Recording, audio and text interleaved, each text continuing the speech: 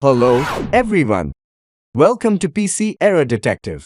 In this video, we will show you how to center a table in words in just 4 easy steps. Before we start, please hit the subscribe button and the bell icon to get notified of our latest videos.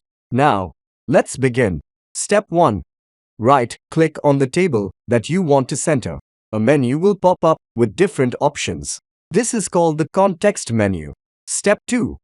From the context menu, select the option that says Table Properties. This will open a new window with various settings for your table. This is called the Table Properties dialog box. In this window, you will see several tabs at the top. Click on the one that says Table. Step 3. In the Table tab, you will see a section that says Alignment. This is where you can choose how to position your table on the page. To center your table, simply click on the button that has a dot in the middle. This is called the center button. Step 4.